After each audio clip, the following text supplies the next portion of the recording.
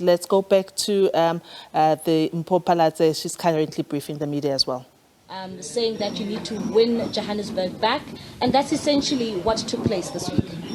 Yes, it is. We're very excited about the court ruling. It was a difficult 3 weeks. Yes, I took a lot of abuse from a lot of people who didn't understand why we took on the fight in the first place. It was a principal fight. Had we not fought, we would have essentially declared the City of Johannesburg Council a lawless entity, and we would have said it's okay going forward to be lawless in this council. It was important to test the courts, to test the laws of this country, to test the rules of council, and their legitimacy and their ability to stand against attacks such as what we saw in the last 3 weeks. So very exciting time for us. It was a victory, not only for our residents, for democracy and for the rule of law as well.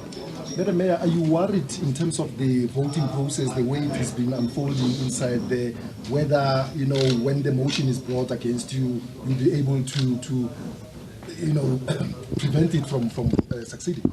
I'm not happy with how the voting is going. We had very capable chairpersons overseeing the various portfolios in the city. We don't have trust in the chairpersons that are being elected here. We believe that they're likely to shield corruption, they're likely to shield maladministration. We have no confidence in them. However, it is a numbers game. Yes, we still have time. We are still negotiating within our coalition. I'm happy to say that our coalition is intact, except for the Patriotic Alliance that crossed over a few weeks ago. People weren't sure if Action SA was still part of our coalition, if they'd still come back to work with us. I'm happy to announce that Action SA is fully back on board now. All 9 MMCs from the multi-party government, except for the 10th, which was a Patriotic Alliance MMC, are back on board. They're back in their respective portfolios. There's been no change in positions.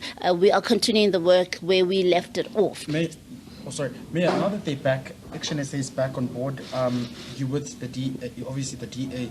Who are you going to be speaking with again? Because you say PA is not coming in, so maybe there's a shortfall of about a few votes for you to be back at power. Who will you be supporting this time around? Because your proposal by the EFF was rejected by FedEx. So what happens then? Well, I'm not at liberty to speak about our strategy. I don't think it's wise to do so at this moment. Safe to say that there is negotiation still ongoing, both at a local level and at a national level. Our national leaders are talking to each other to see what's the best way forward to stabilize our government. Mayor, how confident are you that you will be able to retain your seat as the mayor once more? Well, I'm optimistic. I've always been an optimistic person. I remain optimistic this time round, and we'll see what happens when the motion comes. Mayor, what will be your immediate priority, and how do you go on about doing that? Well, the first thing we did as soon as we were reinstated was we had our first mayoral committee. We learned that there had been no mayoral committee meeting in the 3 weeks that the Councillor Dada Moreira administration was illegally in charge. So we held one at 6 p.m. the same day that the court ruling was handed down, and we've been able to address a few urgent matters, some of which we've brought to council today. Unfortunately, we still have to wrestle with the speaker, who does not seem to understand the urgency of these items. We submitted a request this morning as early as 7 a.m. That's 3 hours before the start of council, and it seems as though she's not willing to allow us to table those reports.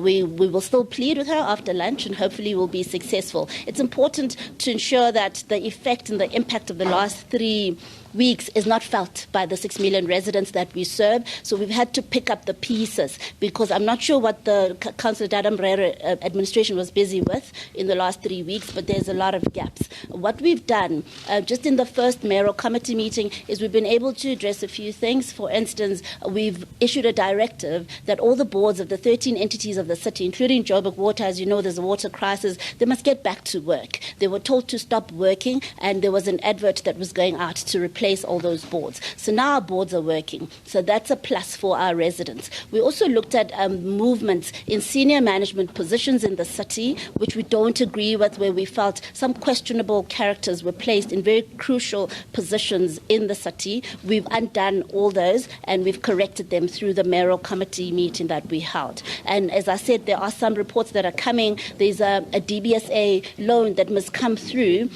quite urgently to help us, as you as you know, I've been saying that the Councillor Dada Morero administration was not keeping up with revenue collection targets, and we're very concerned about the financial state of the city, and this is one of the urgent reports that we want to bring to Council today, and unfortunately the Speaker has said no, but we're going to go back and try again. There's a few other urgent reports, so there's quite a bit we've been busy with. You know, there are various issues, challenges in the city. I've asked Councillor Michael Sun, the MMC for Environment and Infrastructure, also responsible for Joburg Water, to get ahead of the water crisis. He has requested to give me feedback by this afternoon, so he's on top of that, and various other challenges across the board. We really want our residents to experience some semblance of stability and progress in the city.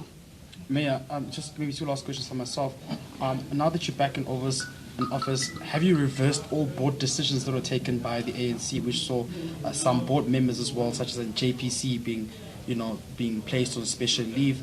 And secondly, would you say you've learned from your mistake? You say that you're speaking with Action SA, they're back on board.